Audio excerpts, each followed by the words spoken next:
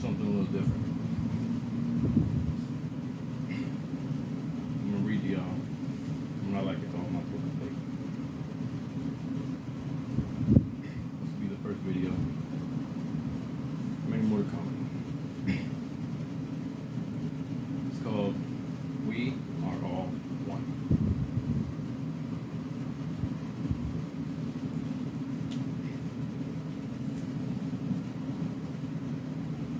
You feel dead every day.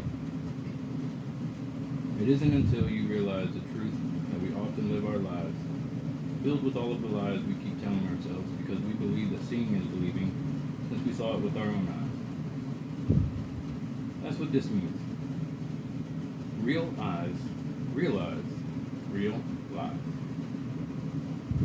So we often don't realize that by saying we only die once, as true as it is to say, we also only live once, which is also true to say. I say it this way. We only live once, so just try to make the most of it. If we feel dead inside for most of the time, or as we may think, is all of the time, we might need most of all to see our pride pull to the side. A side. A side. We don't need to pick a side, but we should roll with the waves, which is the tide. Once we stride forward, we start to enjoy the ride that was made for us. That's when our pride becomes our strength. By doing so, we begin realizing that we should be proud of ourselves for doing the best we could with what we had, where we were at. That is when our pride becomes full. Prideful. Spite is a whole different topic. I can imagine that it might hurt to hear and accept these words. Let all that you do be done in love. Corinthians 16:14. The truth shall set us free. That is why most of us can't handle it. When we allow our emotions to control us, we often at times lose control of ourselves and our lives begin to spiral out of control. It isn't until we learn to control our behaviors that are causing us our pain that we begin to realize our lives with our own eyes. How do we control our behaviors when others' behaviors are often what we believe to be the source of our problems? We perceive that our problems are outside of ourselves, and we fail to take responsibility for ourselves and our lives because it is only ours to be responsible for, no one else's. So if our lives are only ours to live, why do we spit on others? Spite equals pride too full. That is when the cup runneth over. Stop trying to be glass half empty, full, or whatever, and realize that what we pour into it is the important factor. It is not the cup or how much is in it. We need to see that we are the cup in of itself. Ampersand is what this means. And of itself. The vessel. The whole grail. So do we sip it from the cup with spit in it? Or do we wash it first and make sure it is clean before we place our preferred contents inside? Think about that. Let your light shine. Matthew 5:16. The cuppeth runneth over because we have a hard time remembering to stop pouring once it's full. That's asking God for miracles and blessings before we cleanse ourselves first. He's sending us our miracles and blessings every time we ask. We perceive that we aren't receiving his gift because we have spit, spite, and our cups, hearts. So we usually won't drink from it no matter what. When we are spiteful, spitful. We are prideful, prideful. Think about that for a moment.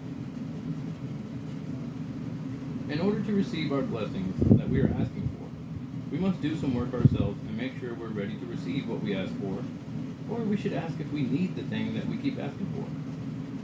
God only gives us what we can handle. We need to get a handle on our own lives if we expect someone else to be pouring into our cups for anything we are asking them to. When we pour our hearts out to others, ask yourselves this: is this person able to hold my heart with their cup? Or will it simply overflow out of them? Before we give away anything, help them the best you can by simply washing the cup for them, or help them cleanse their cup if they ask. Don't do it for them, but rather with them. It shows them that they can do it for themselves, and that it's okay to ask for help, and if they choose to let you clean it for them instead, you are still doing something with them and not for them. Remember that we all go through trials and tribulations. Our revelations are our realizations. Where we go in life starts with dedication. Where we end up becomes our destination. That is our journey in life, to find our gift. The purpose of our life is to give it away. Only 2 days in our lives are of the most important. The day that we are born and the day that we understand why. So count your blessings. Live for the moment by living in the moment. Make every moment count. Life isn't measured by the amount of breaths we take. It is measured in the moments that take our breaths away. I want you to know that you are all simply breathtaking. So don't hold your breath on anything. Stop wasting your breath, for it is precious. Remind yourself to just breathe.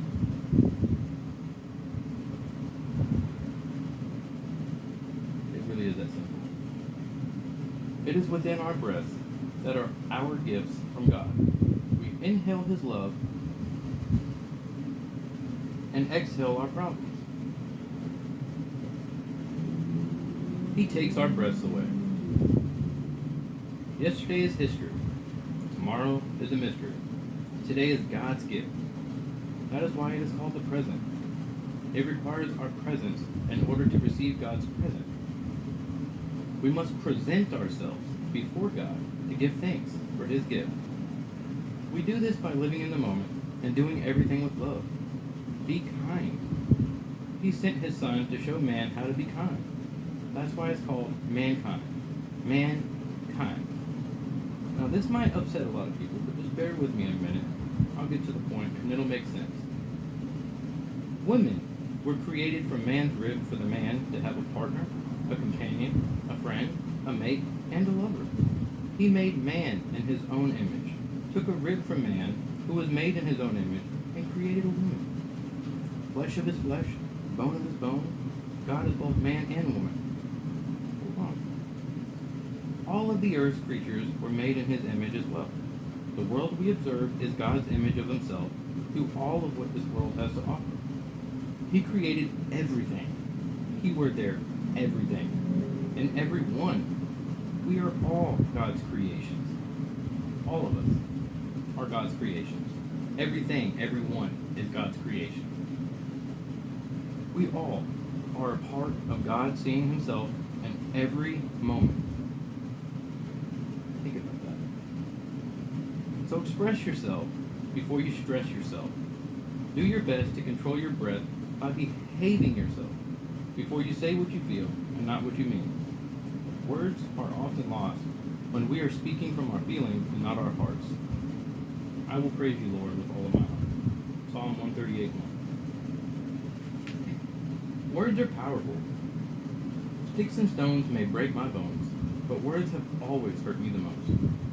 If we don't have anything nice to say, it really is best for everyone to not say anything at all. If we want others to listen, we must remember that we can't expect them to if they can't hear us because their cups are full of our words, our lies, or resentment, etc. Listen and silent are spelled with the same letters. Think about that.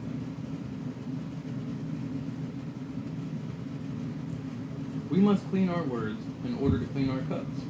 Also, we must clean our thoughts and feelings as well as our emotions. Then we self-cleanse every time we speak to others with kindness, because we are teaching them to be kind, and that is what life is all about. Be kind always. This too shall pass. Don't let life pass you by. We have one life to live. Stop being young and restless.